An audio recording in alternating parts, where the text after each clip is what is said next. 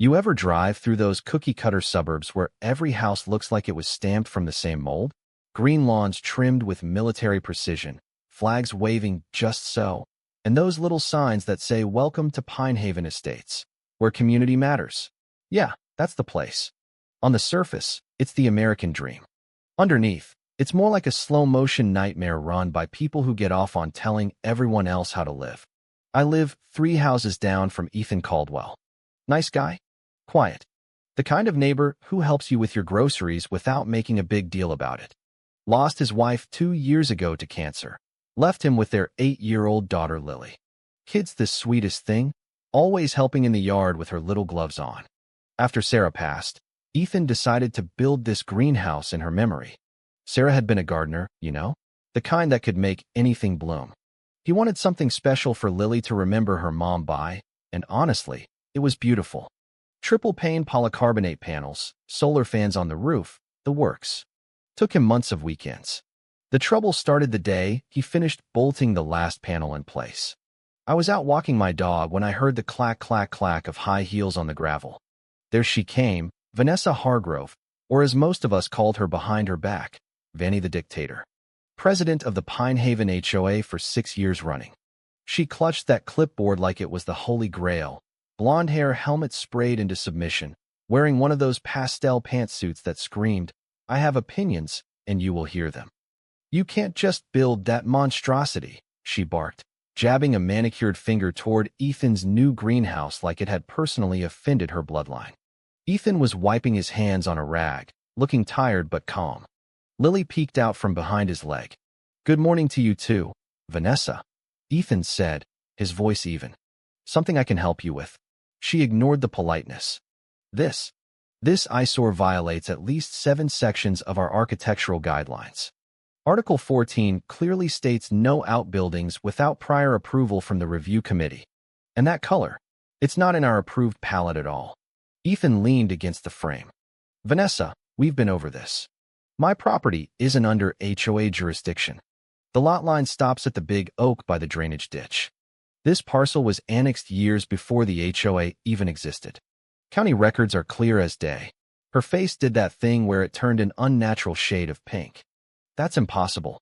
Every home in Pinehaven falls under our rules. We've had consistent enforcement for years." "Consistent?" Ethan raised an eyebrow with a small smile. "Or convenient. Feel free to check the public records. I'll even give you the parcel number."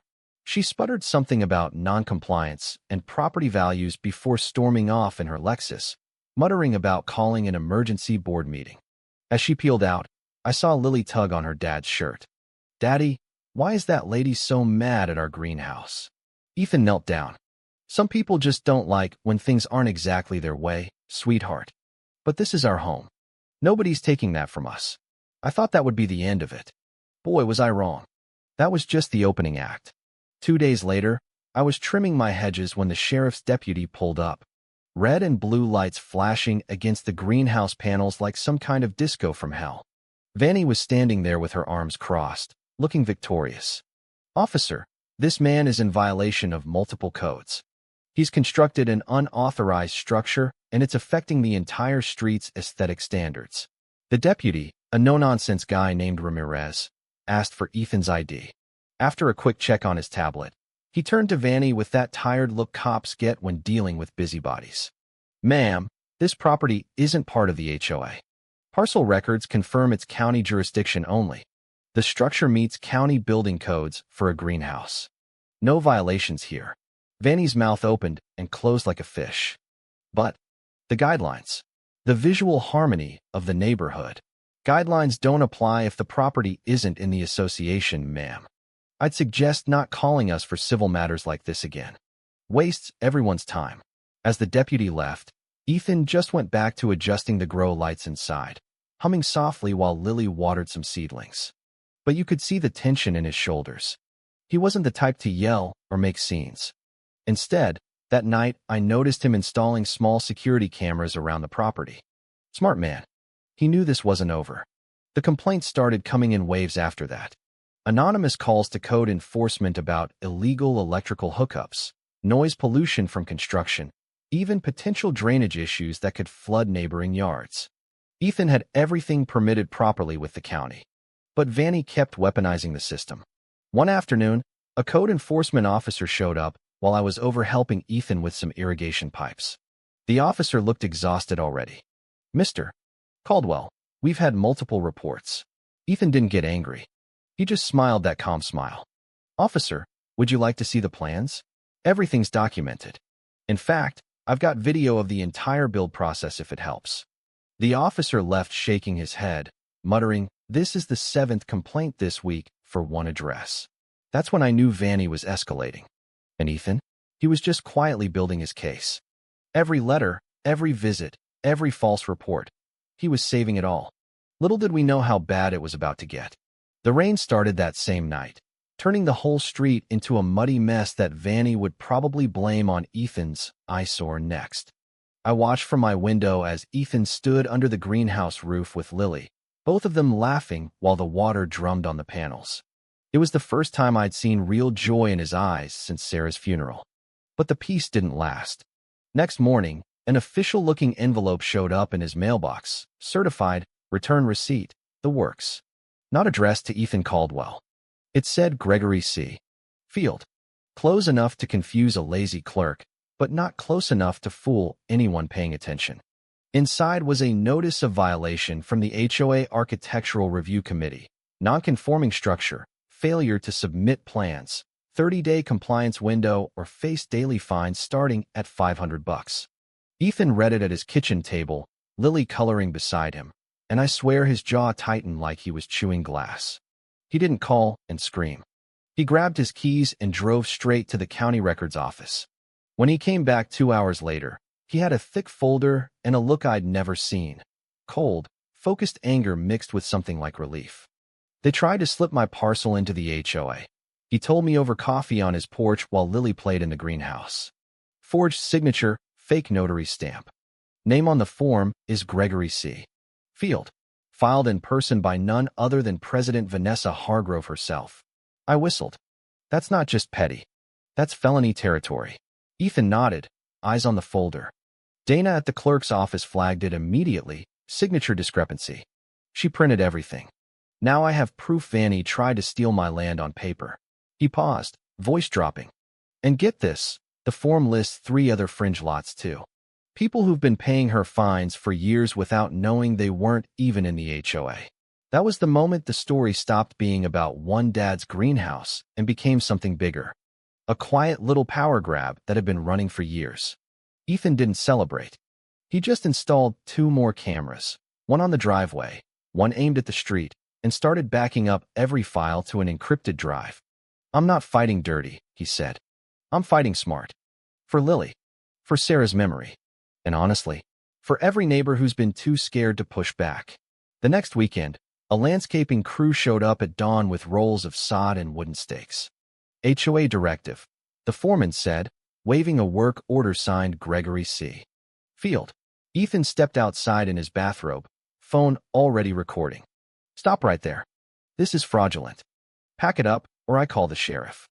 The workers froze. Deputy Ramirez arrived in record time this go-round. He took one look at the clipboard, then at Ethan.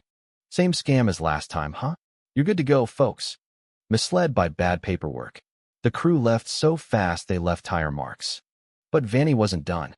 3 days later, another certified letter from her lawyer threatened defamation and interference with neighborhood governance. Ethan laughed out loud when he read the misspelled name at the bottom.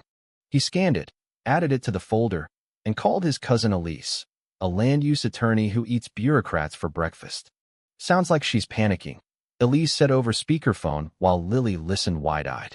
"You've got the forged documents, video, everything.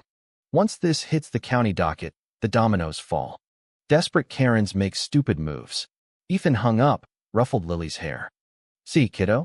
We don't let mean ladies rewrite the rules. We just show the truth."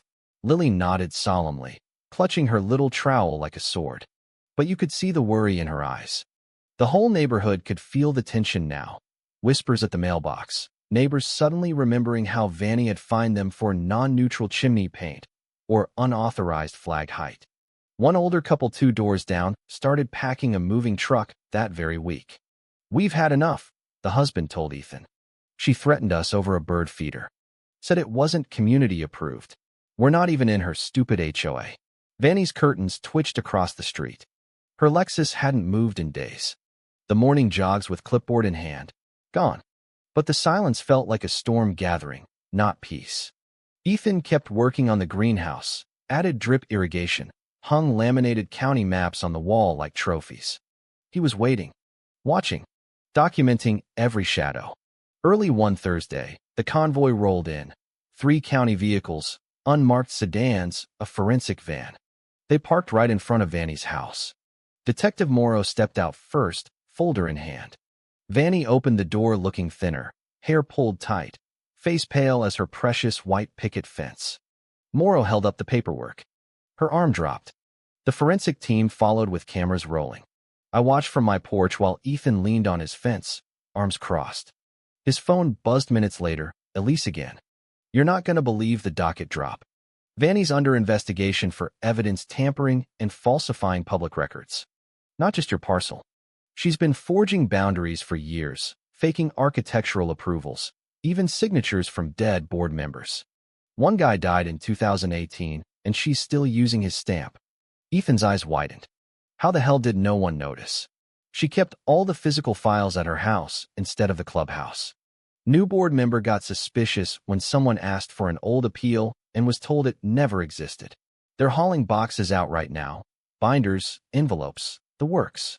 Across the street, teams carried out armloads of yellow folders. Neighbors started clustering in driveways, murmuring like it was the Super Bowl. Retired postal worker Dave limped over with a lawn chair and plopped beside Ethan. You see those boxes?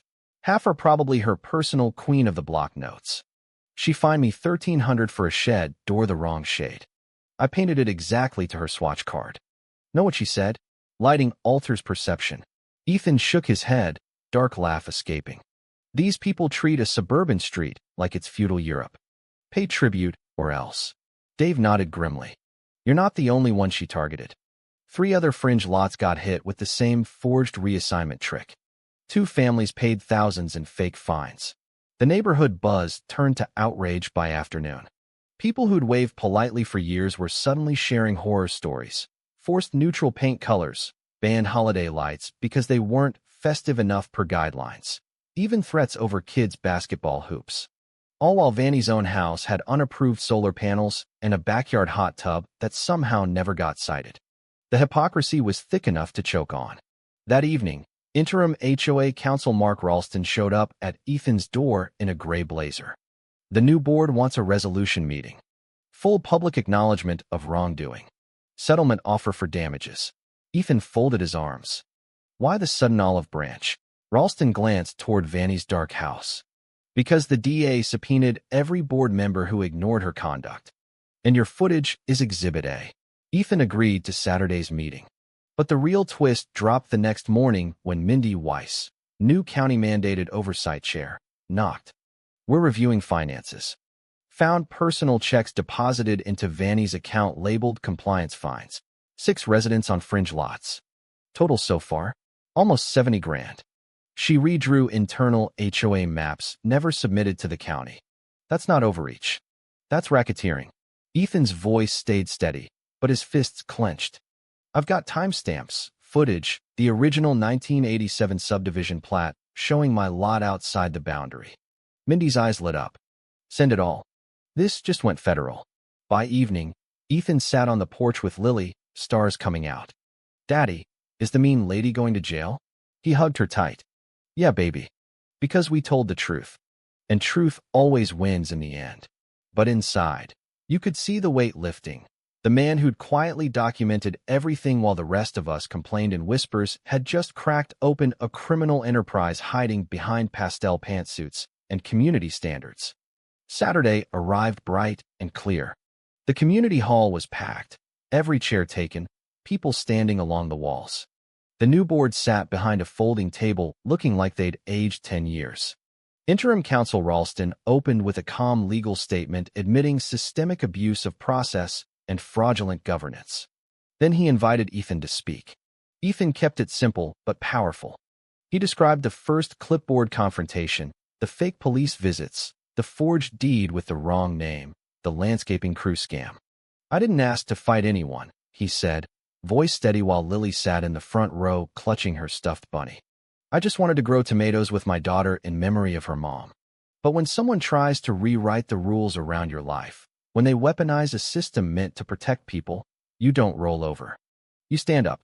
You document. And you make sure it never happens again. The room went dead silent. Then applause started, slow at first, then building into steady, solid clapping that shook the windows. Neighbors lined up afterward, asking for copies of his exemption forms, thanking him for giving them courage. One woman whispered, I paid her $3,000 last year for a fence that wasn't even under her rules. I thought I had no choice. That night, a for sale sign appeared in Vanny's yard planted by some out-of-town realtor. Her house stayed dark. No more clipboard parades.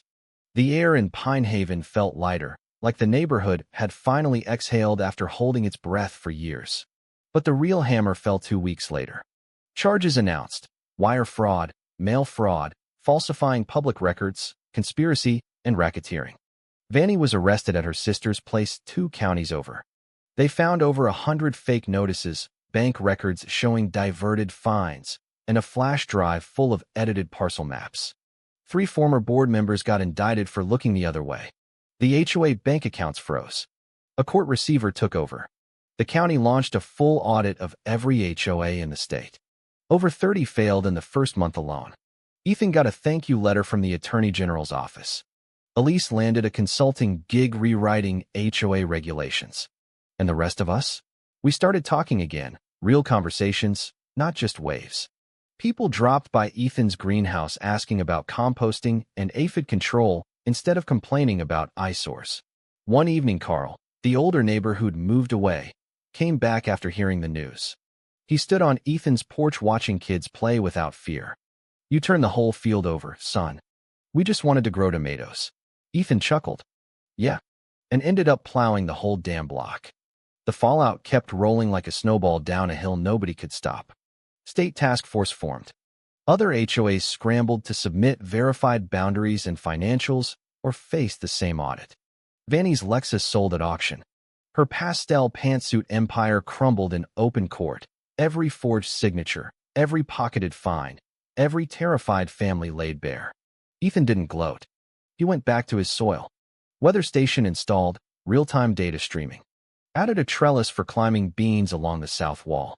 Lily helped every afternoon after school, dirt on her cheeks, laughing the way kids should. Neighbors started showing up not for gossip, but for gardening tips. The fractured community slowly stitched itself back together over shared seedlings and coffee. One sunset, Carl stood with Ethan watching the streetlights flicker on one by one. You did all right, Ethan. Turn the whole thing around. Ethan shrugged with that quiet smile. I just wanted to grow some tomatoes for my daughter. Turns out the real crop was justice. The greenhouse thrived. Tomatoes came in strong and sweet. Cucumbers next, maybe figs by the fence. Nobody, no clipboard, no fake deed, no pastel dictator, was ever going to tell him he couldn't again. And us, the rest of Pinehaven, we learned the lesson loud and clear. Quiet patience plus ironclad proof beats loud control every single time. The suburbs still look perfect from the road. But now we know the difference between rules that protect and rules that oppress. And when the next Vanny tries to rise, we'll be ready. Cameras rolling. Truth documented. Because one dad with a greenhouse and a daughter to protect showed us exactly how it's done. The stars came out that night thick with summer promise. Honeysuckle heavy in the air. Shadows of the past burned clean away by the truth. And in the greenhouse, the lights stayed on late. Warm, steady, and finally, completely free.